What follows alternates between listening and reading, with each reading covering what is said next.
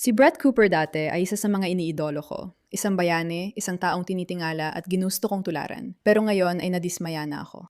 Nakakalungkot, aminin ko. Para sa hindi nakakakilala kay Brett Cooper, Meron siyang magandang YouTube channel sa Daily Wire na tinatawag na comment section, kung saan nagbibigay siya ng masigla at batang pananaw. Konserbatibo siya sa mga nangyayari, mula sa issue ng mga sikat at iba pa. Pero naintindihan niya ito. Pakiramdam niya ay matalino siya para talakayin ang mga kabobohan ng nararanasan natin. Nagkaroon siya ng issue sa Daily Wire, kaya umalis at nagsimula ng sariling palabas. At kamakailan lang, nagdesisyon siyang gumawa ng isang napakasama, malaki, tanga, at napakabobong pagkakamali.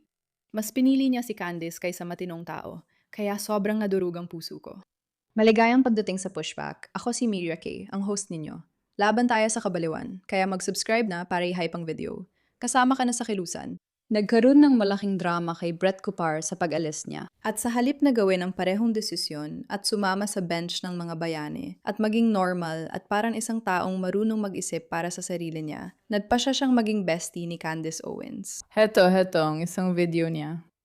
Hindi ko ititigil ang pagiging kaibigan ni Candace Owens na naging parang ate ko na dahil lang hinihingi ito ng internet. Hindi ko atakayin si Matt dahil lang hindi na kami magkasama sa trabaho o dahil sinisiraan siya ng internet ng paulit-ulit.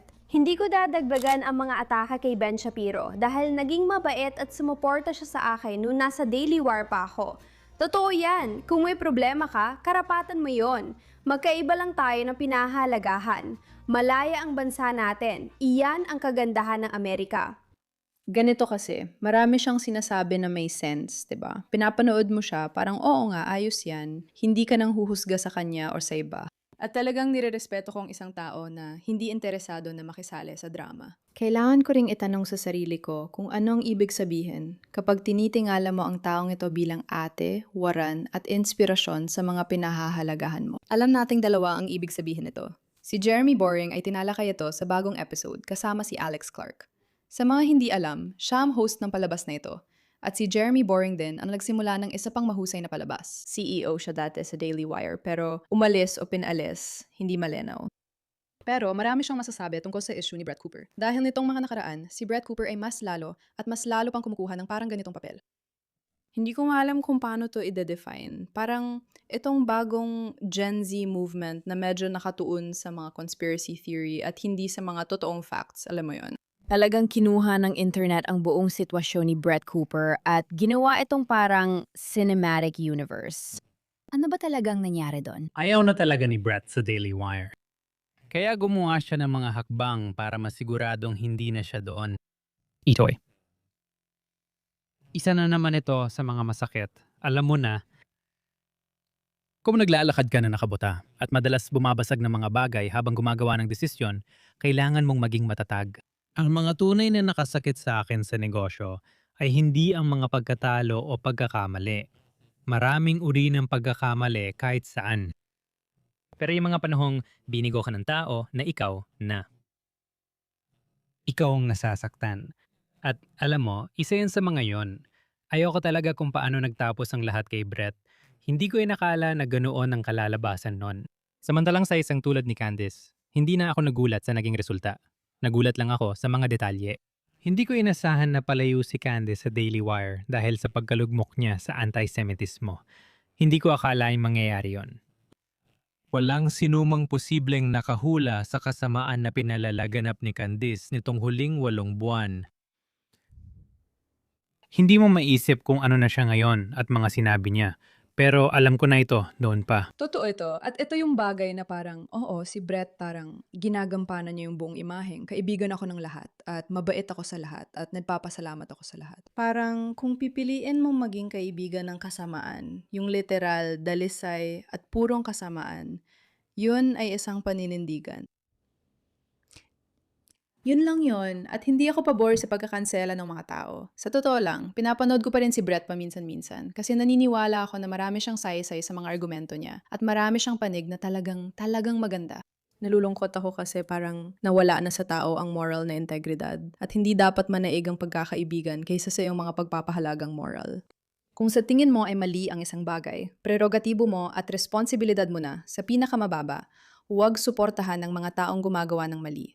At sa pinakamataas, talagang tawagin sila sa kanilang pagkakamali. At hindi ko sinasabi na gawin ito sa media. Hindi ko sinasabi na gawing publiko ito. Ang ibig kong sabihin ay ipaalam mo lang sa kanila na may mali.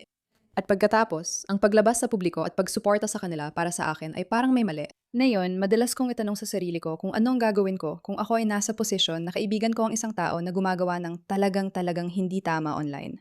Isusugal ko ba ang pagkakaibigan namin para doon? At umaasa ako. Umasa akong may integridad ako para sabihing oo. Oo, gagawin ko. Kahit marami siyang naitulong sa buhay ko. Nagpapasalamat talaga ako doon. Ngayon, kailangan ko nang lumayo dahil gusto ko ng mga taong kaayon ng mga pinahahalagahan ko. Hindi lang yung pareho kami ng iniisip. Malaking pagkakaiba yon. Naniniwala ako na dapat mong palibutan ng sarili mo ng mga taong iba ang pananaw kaysa sayo. Dahil iyon ang pinakamagandang paraan para manatiling matalas, manatiling bukas ang isipan, at para malaman mo rin kung mali ka sa isang bagay. Kapag puro sang-ayon lang ang mga tao sa paligid mo, magkakaproblema ka dahil hindi mo nasusubok ang sarili mong ideolohiya. Pero ang mga taong gumagawa ng isang bagay na labag talaga sa iyong mga pinahalagahan, sa moralidad, naniniwala ako na dapat talagang lumayo ang mga tao sa kanila. At nagdesisyon siyang hindi lumayo kay Candice. Para sa akin, hindi yun mapapatawad at nagpapakita ng tunay niyang integridad sa posisyong ito. Matapang si Candice. Hindi ako magugulat kung magdulot siya ng gulo o kung bigla siyang umalis sa Daily Wire. Hindi na ako magtataka kung iniwan ni Candice ang Daily Wire.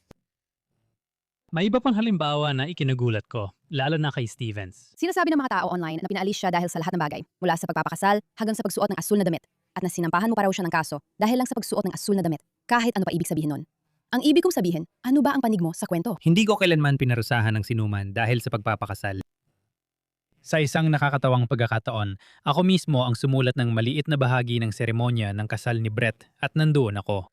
Nakakatuwa, hindi naman dumalo si Candice sa kasal ni Brett. Kaya nakakatawa na lagi niyang ibinabato sa akin ang mga batikos na may kinalaman sa kasal ni Brett.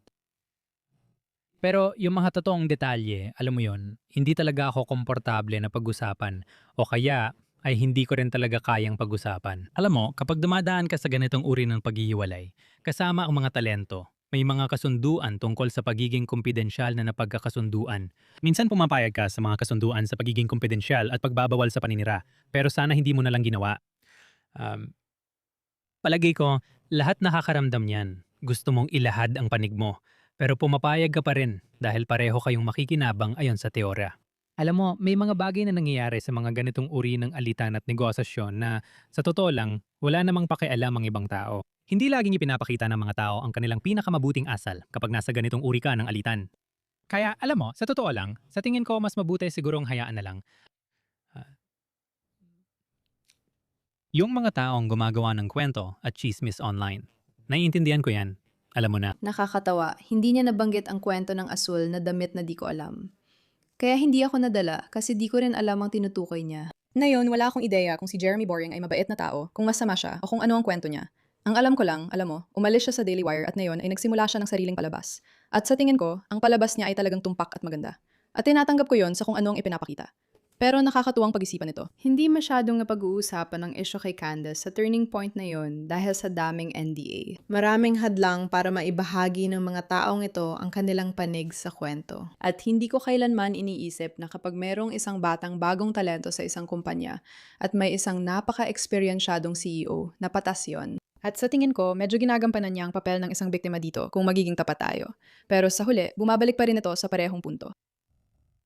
Mga public figure tayo, kaya marami sa buhay natin ay lantad. Kapag sinabi mo may bahagi na hindi pwedeng ipakita, maaring mainis ang iba. Pero sa huli, alam mo, lahat ng ito ay totoong ugnayan ng tao. Totoong ugnayan sa negosyo. Malalaking pera ang sangkot dito, gaya ng alam mo. Maraming tao ang nagtatrabaho sa mga palabas na ito.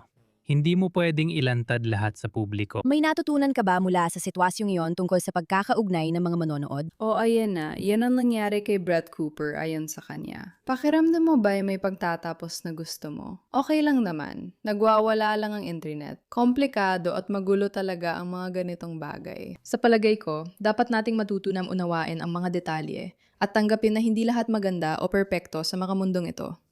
Sa totoo lang, malayo yon sa katotohanan. Ang issue kay Brett Cooper at ang mga taong sumasang-ayon sa masasamang gawain ng grupong ito ay malaking problema para sa akin. Hindi ko pa rin alam ang gagawin ko at gusto kong marinig ang opinyon ninyo. Ano ang gagawin mo kung may isang tao kang tinitingala bilang waran tapos nagbago siya pero hindi tama ang naging pagbabago niya? Parang nagbago pero alam mong hindi tama. Sapat na ba yon para talikuran mo siya? Ipaalam niyo sa akin sa mga komento at salamat sa inyong atensyon tungkol sa usaping ito.